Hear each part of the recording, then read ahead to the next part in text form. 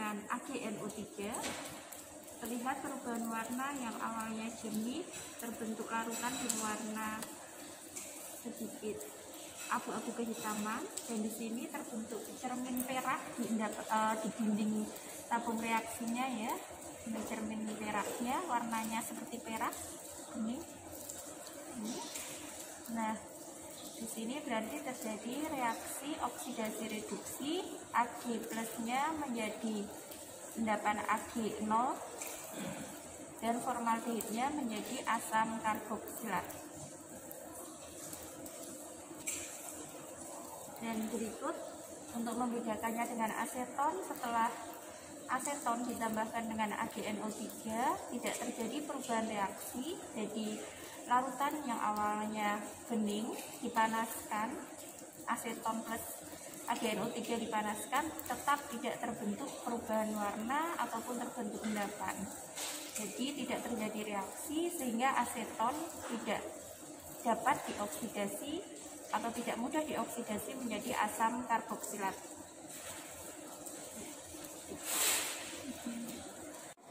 Jadi aseton tidak dapat dioksidasi menjadi asam karboksilat ya. Kalau kita bandingkan keduanya, ya warnanya seperti ini, bisa dilihat dari struktur formaldehid dan aseton ya, bahwa di dalam formaldehid ada atom H+, kalau kita lihat strukturnya ada COH atau H+ sendiri yang mudah lepas, sehingga dia mudah untuk terjadinya reaksi oksidasi dengan AgNO3. Sedangkan aseton secara struktur tidak ada H sendiri, sehingga dia sulit untuk mengalami reaksi oksidasi maupun reduksi.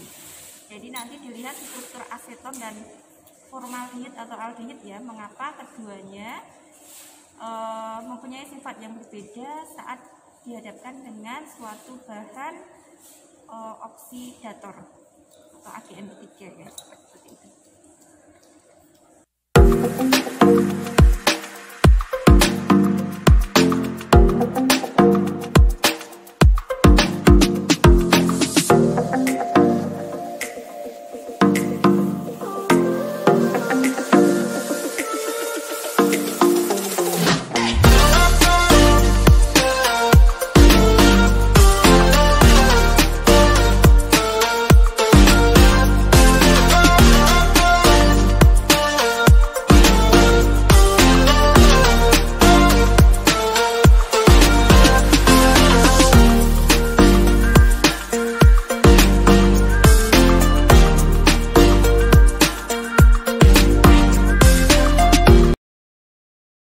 Berikut hasil reaksi formaldehid dengan KMnO4. Awalnya larutan formaldehid berwarna jernih ditambahkan KMnO4 berwarna ungu. Setelah direaksikan terbentuk reaksi oksidasi dan reduksi ya. KMnO4-nya menjadi MnO2 endapan berwarna coklat. Bisa dilihat di sini. Terbentuk endapan berwarna coklat MnO2, sedangkan formaldehidnya menjadi asam karboksilat atau mengalami reaksi oksidasi, dan KMnO4-nya mengalami reaksi reduksi menjadi MnO2 endapan.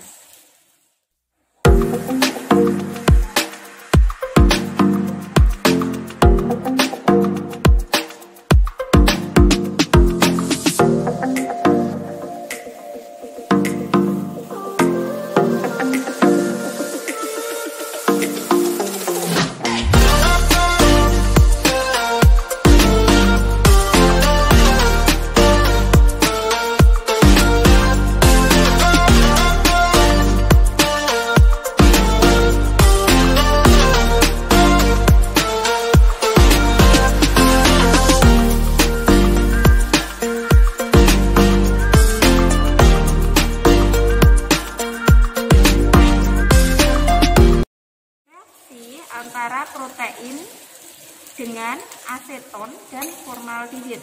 Kita lihat yang dengan formaldehid plus protein yang diwakili dengan putih telur, setelah dilakukan pengadikan, cukup lama pengadikannya tadi ya, itu proteinnya tidak mengalami penggumpalan atau tidak terjadi reaksi. Jadi posisinya tetap seperti ini, menjadi larutan ya.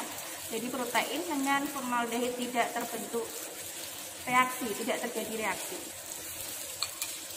Kemudian protein ditambahkan dengan aseton, setelah diaduk terjadi penggumpalan, putih telur atau proteinnya menggumpal menjadi padatan seperti ini, gumpalan ya.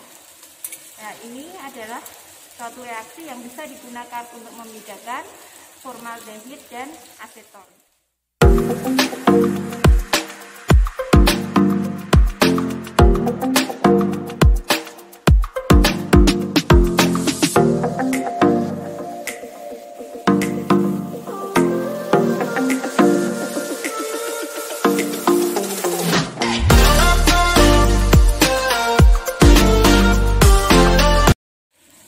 Reaksi terakhir ya, identifikasi atau sifat kimia terakhir yaitu sifat kimia aseton. Di sini reaksinya adalah reaksi pembentukan iodofom.